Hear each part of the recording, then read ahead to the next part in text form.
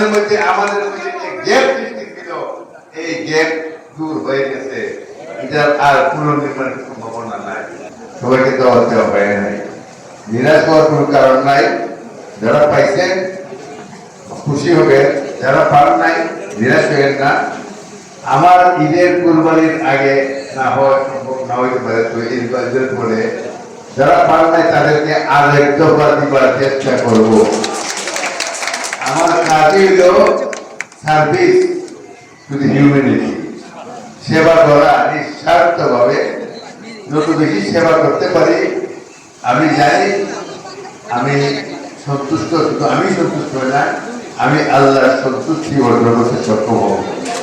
আমি চা বাগান শ্রমিক ভাইদের কাছে যেখানে তারা কথা বলতেছি তাদের কাছে আমি অত্যন্ত কৃতজ্ঞ।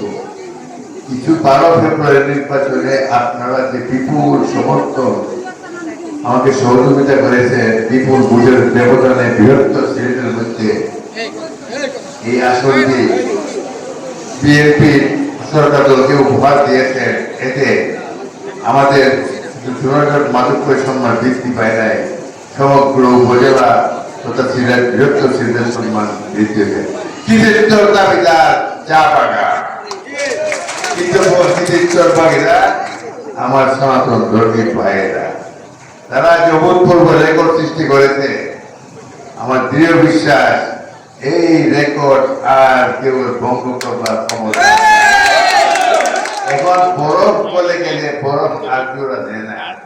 মনে রাখবেন ফজল সাহেব যখন 30 বছর 35 বছর পরে এই দেওয়ালটা ভাঙতে সক্ষম হয়েছে, এই দোলা আর পুনর্নির্মাণ হবে না। আপনাদের মধ্যে আমাদের মধ্যে যে গ্যাপ সৃষ্টি ছিল এই গ্যাপ দূর হয়ে গেছে। এটার আর পুনর্নির্মাণের সম্ভাবনা নাই।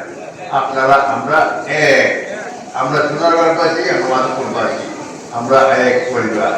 সোনারগাঁও মাধবপুরের সম্মান রক্ষা করা, উন্নয়ন করা, মানুষের মুখে হাসি ফোটানো, এটা আমার পবিত্র দায়িত্ব কর্তব্য। আমি আপনাদেরকে আবার কৃতজ্ঞতা জানাই, আমি আপনাদের কাছে ঋণী।